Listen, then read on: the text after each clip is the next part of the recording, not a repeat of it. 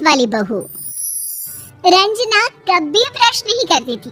उसे कितनी बार उसके माँ बाप ने डांटा, लेकिन उसका कोई असर उस पर होता ही नहीं था, जिस कारण से उसके दांत पीले पीले हो जाते हैं शादी के बाद। अरे बहू, वैसे तो तुझ में कोई कमी नहीं है, पर तेरे दांत इतने पीले कैसे हैं बेटा? कैसे मतलब? कोई सर्जरी थोड़ी ना कराई है। वो तो क्या नाम, मैं ब्रश नहीं करती थी तो पीले हो गए। अब क्या करूं? आप कहे तो लाल करवा लूं या फिर काले? यार ये क्या है, क्यों माँ से लड़ रही हो? लड़ रही हूँ? अरे मैं लड़ रही हूँ या ये बोल रही है कि दांत पीले हैं, पीले। अरे तपस्या थोड़ी ना की है इन्हें पीले करने के लिए। बकायदा ब्रश नहीं किया है 20 साल तक, तब जाकर। छी, कैसी बात कर रही हो? ये उस वक्त तो पीले नहीं थे जब हम लोग तुम्हें देखने आए थे।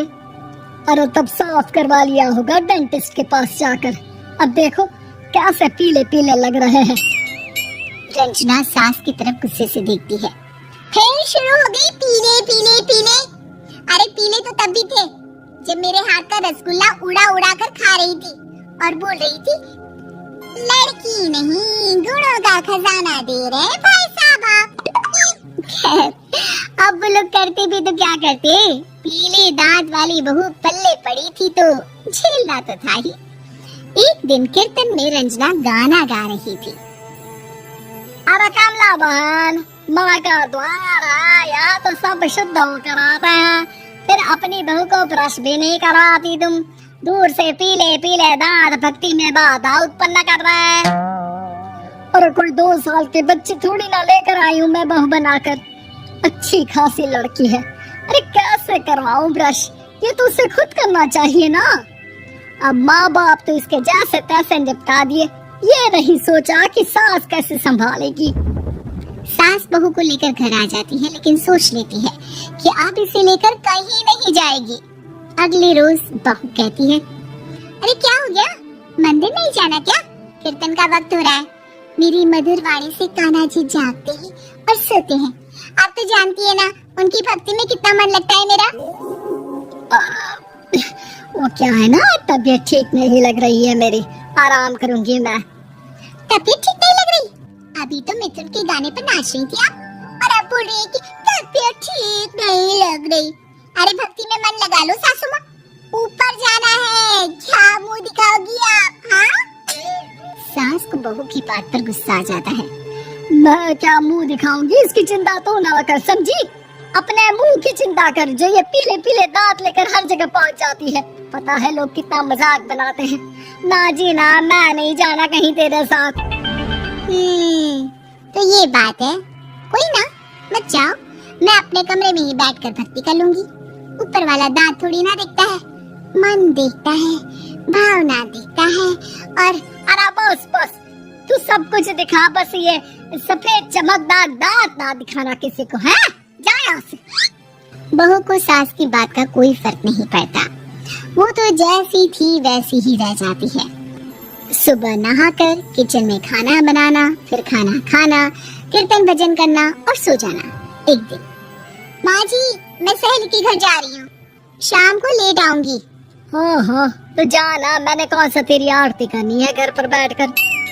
रंजना सहेली के घर जाती है, जहाँ वो पार्टी में जाने की तैयारी कर रही होती है। अरे शिखा, कहाँ जाने की तैयारी कर रही है? मैं गलत वक्त पर आ गई क्या? अरे नहीं यार, उल्टा सही वक्त पर आई है। मैंने ये साड़ी और ज्वेलरी निकाली है यार, शाम को इनके ऑफिस की एक पार्टी में जाना है। बताना कैसा लग रहा है ये सब? नहीं यार, इस ड्रेस के साथ तो वो वाली ज्वेलरी अच्छी लगेगी। हाँ, सही बोल रही है, मैंने ध्यान ही नहीं दिया। वैसे तो हमेशा से मस्त फैशन सेंस रखती है। तो बड़ा जाती होगी ना पति के साथ पार्टी में। रंजना कुछ नहीं बोलती, बस सोचती है कि यार काश ये बात सही हो जाती, पर मैं क्यों नहीं जाती पार्टी में? क्या इन लोगों की कोई पार्टी होती नहीं होगी? रंजना घर आती है और रात में पति से सवाल करती है, एक बात बताइए, आप मुझे किसी पार्टी में क्यों नहीं ले जाते? क्या आपके यहाँ ऑफिस में पार्टी नहीं होती? पति बेचारा क्या कहता कि दांत पीले हैं तुम्हारे इसलिए। अरे कोई पार्टी होती नहीं हम लोगों के ऑफिस में, तो कहाँ से लेकर जाऊं? और मार्केट, मॉल, कहीं वीकेंड घूमना, कहीं तो। अरे यार सारे हफ्ते में एक छुट्टी मिलती है, तो सोचता हूँ कि आराम ही कर लूं। क्यों? रंजना मन मार के रह जाती है। पहले कभी सास के साथ मंदिर जाया करती थी, लेकिन वो भी सास ने ले जाना बंद कर दिया। घर बैठी बैठी रंजना बोर हो जाती है। तभी उसे आइडिया आता है और वो मायके जाने का सोचती है। सासू माँ, 2 दिनों के लिए मम्मी के घर जा रही हूँ। अच्छा अच्छा ठीक है, आराम से जा। और हाँ, माँ से कुछ अच्छी आदत सीख कर आना कि कैसे शरीर के हर भाग की तरह दांतों की सफाई भी जरूरी होती है, समझी? शुरू हो गई ना आप? वो लोग आपकी तरह नहीं है कि छोटी छोटी बात का बतंगड़ बना दे। उन लोगों के लिए मैं मायने रखती हूँ, ना कि मेरे पीले पीले दांत। रंजना माँ को बिना बताए उन लोगों को सरप्राइज देती है, लेकिन जैसे ही वो दरवाजे पर पहुँचती है, अंदर देखती है कि घर वाले कहीं जा रहे होते हैं। अब माँ, काश रंजना दीदी के दांतों वाली प्रॉब्लम नहीं होती, तो वो भी हम लोगों के साथ चलती ना बुआ जी की बेटी की शादी में। हाँ बेटा, लेकिन अब उसे कौन समझाए कि उसको उसके पीले दांत नहीं दिखते, लेकिन उसके आसपास के लोगों को कितना एम्बैरेसिंग फील कराते हैं। मुझे तो कितनी बार उसके स्कूल की टीचर ने शिकायत की कि उसके साथ कोई लड़की बैठना भी नहीं चाहती, और ना ही कॉलेज में कोई उससे बात करना चाहता था। लेकिन पता नहीं क्यों उसे ये बात समझ में ही नहीं आती।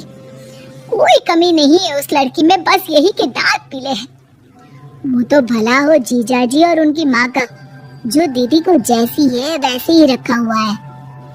रंजना को अपने घर वालों की बात सुनकर बहुत दुख होता है।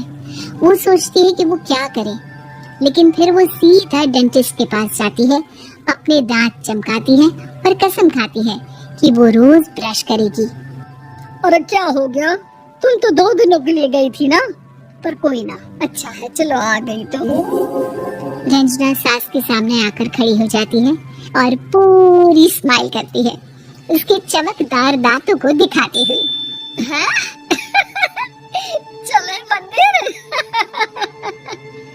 माँ, मुझे माफ कर दीजिए, मैंने आप लोगों को बहुत एम्बैरेसिंग फील करवाया। मैं आज से रोज ब्रश करूंगी।